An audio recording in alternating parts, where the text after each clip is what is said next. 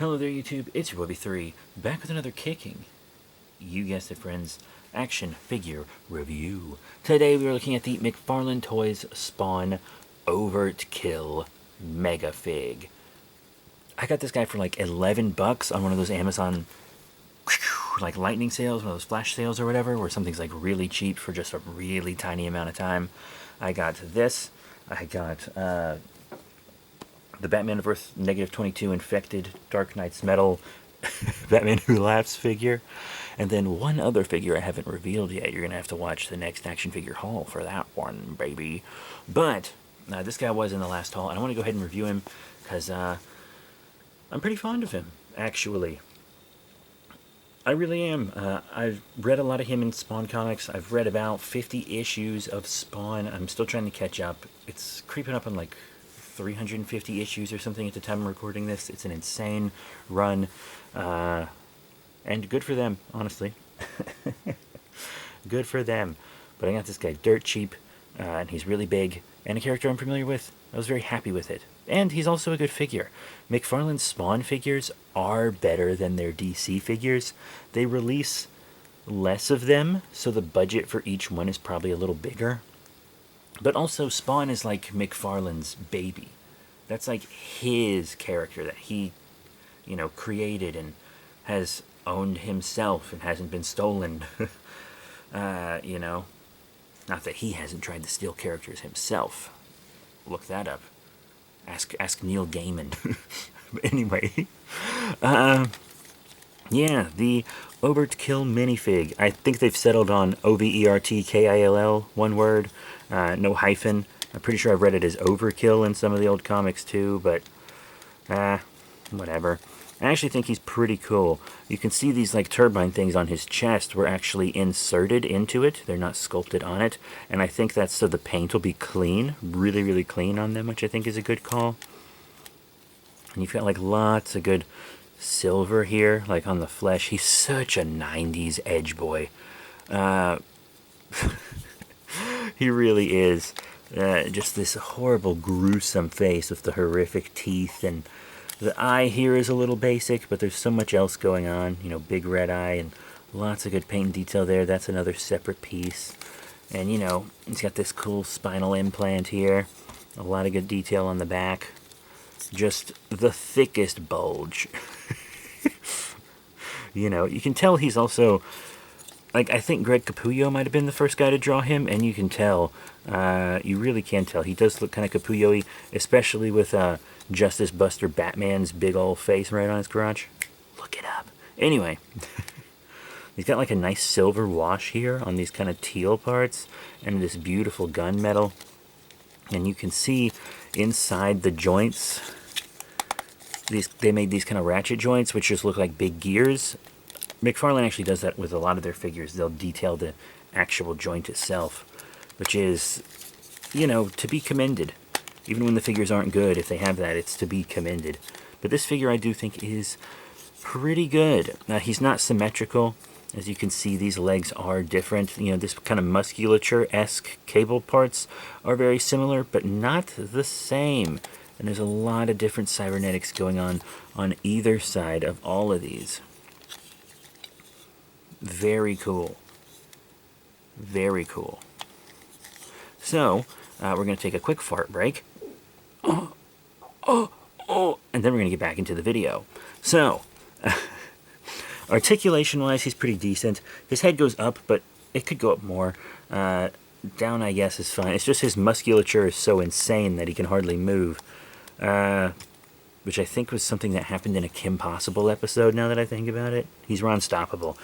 Anyway, he's got a little bit of side-to-side and rotation, but it's not like the craziest head articulation ever.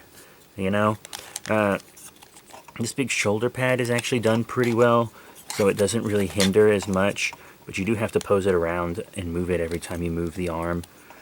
Speaking of the arm, it can feel a little loosey, but, you got up and down, forward and back. And then there's a swivel here on the elbow instead of the bicep itself. You see?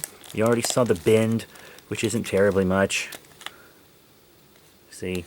And then, it's not actually super fully painted.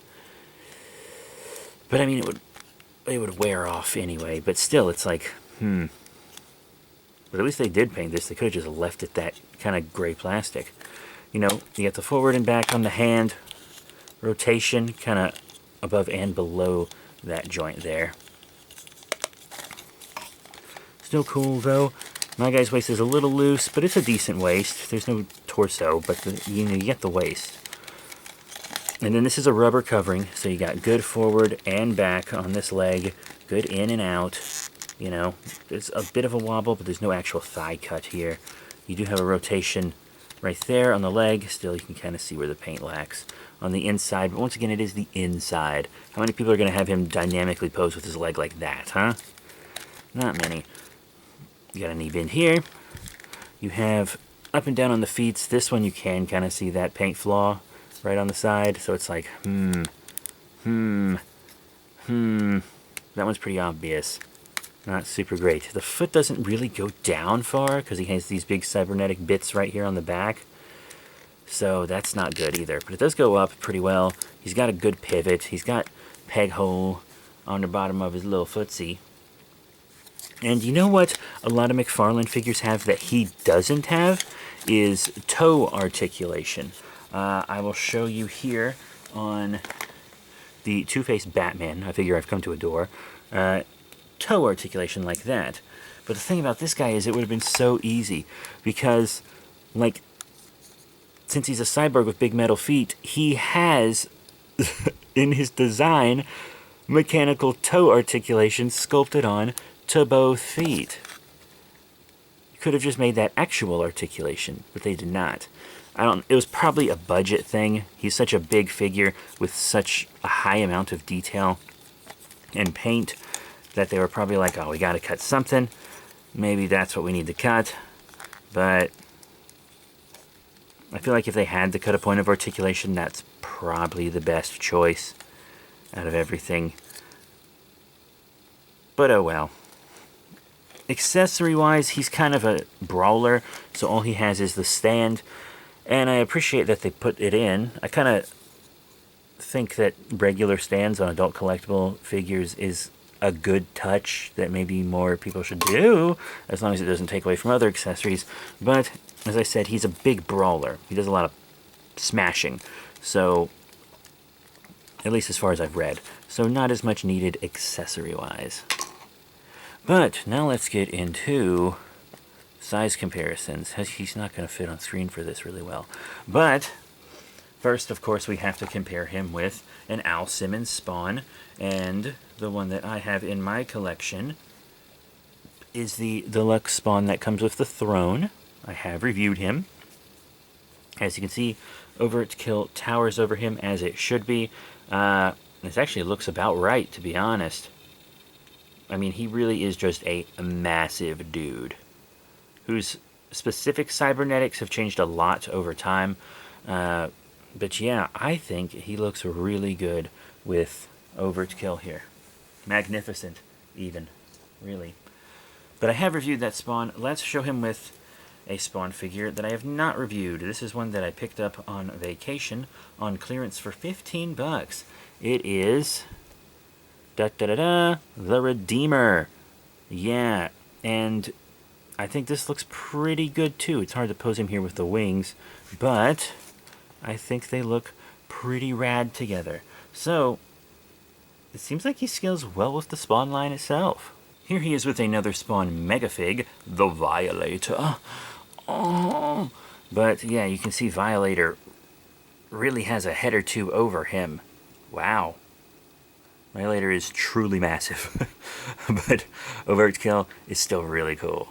I've also always said that I thought a Spawn Doom crossover would be really cool. So here he is with a villain from the Doom franchise. It is the Doom Eternal Marauder. Also from McFarlane Toys. Very, very cool. Yeah, I think that would be a dope fight. Also, let's show him with a McFarlane DC figure. Here he is with the DC Direct Page Punchers Mr. Freeze from Batman Fighting the Frozen. That's pretty cool. Two high-tech boys. And last but not least, here he is with the McFarlane Toys DC Multiverse Supergirl from the Flash movie. Very, very cool. He scales well with, you know, these kind of 7-inch figures. And that's really good. I mean, he scales well with Spawn, Redeemer, and Violator. That's really all that's important, is that he scales well with his own line. But it's cool that he can scale well with other lines too, especially from the same manufacturer. So, what are my final thoughts on the McFarlane Toys Spawn Overtkill Megafig? I really like him. There are things I would change about him, you know. I would make it so the foot can go back and, you know, toe articulation, some better paint on the joints themselves. He's a little loose joint-wise in a couple different places. But all in all, he's a really cool figure. I think he'll make a great display piece. And for 11 bucks, I honestly can't complain. Honestly, I think I would have been happy if I paid the full 40 for him. Yeah, I think I would have been. That doesn't mean I'm not glad I didn't, though. But that is it. Thank you all very much for your support. Please remember to rate, comment, and subscribe. Check out all the cool links in the description below, Facebook, Twitter, etc. And I'll see you all next time. Bye for now.